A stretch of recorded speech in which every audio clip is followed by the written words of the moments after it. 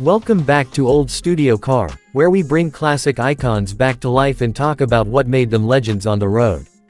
Today we're looking at one of the most beloved American classics of the mid-50s, the 1955 Chevrolet Bel Air.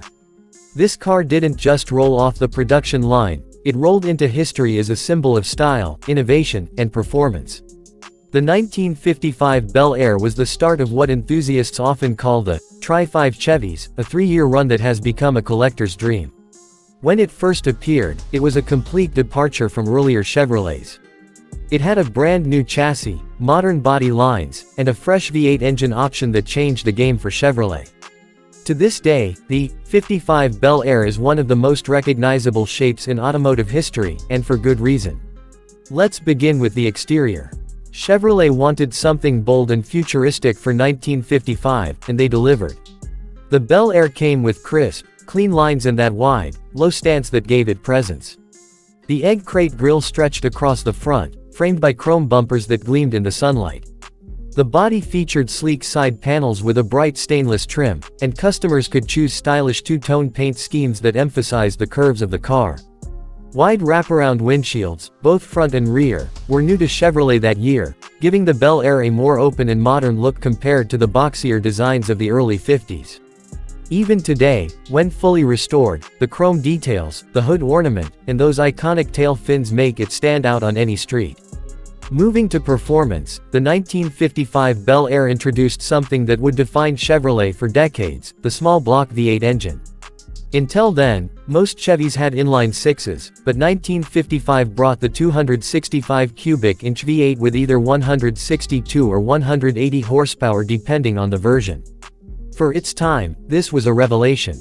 The car was light, and the engine delivered smooth, responsive power that gave ordinary drivers the thrill of performance usually reserved for higher-priced cars.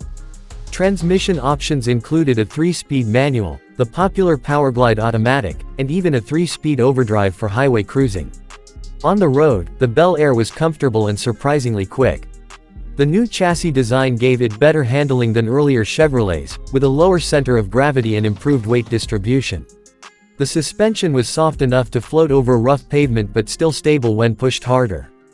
In terms of maximum speed, the V8 Bel Air could reach around 100 to 110 miles per hour depending on the configuration, which was impressive for a family car in 1955.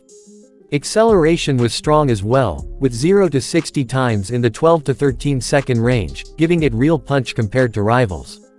Fuel economy, as you might expect, was not its strongest point.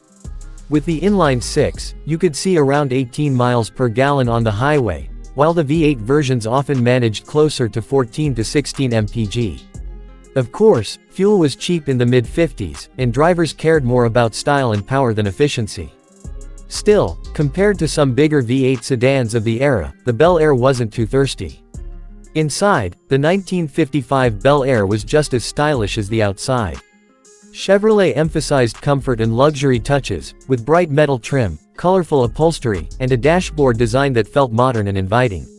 Customers could select a wide variety of interior colors to match the bold two-tone exteriors, and options included everything from a push-button radio to power windows, which felt futuristic at the time.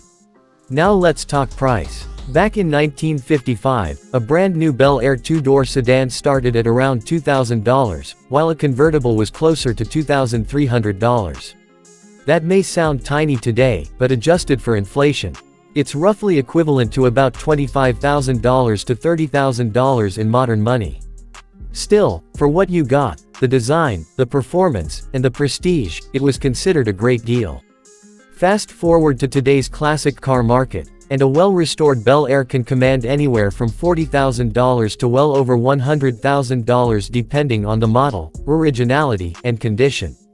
Some rare examples with fuel injection or unique options can fetch even higher at auctions. The 1955 Chevrolet Bel Air was more than just a car, it was a cultural milestone.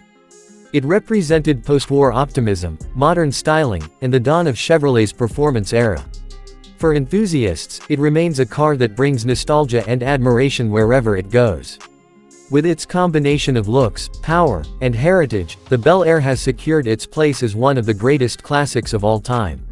That's all for today's review of the 1955 Chevrolet Bel Air. If you enjoyed this deep dive into an American icon, don't forget to like, share, and subscribe to Old Studio Car for more reviews of timeless classics.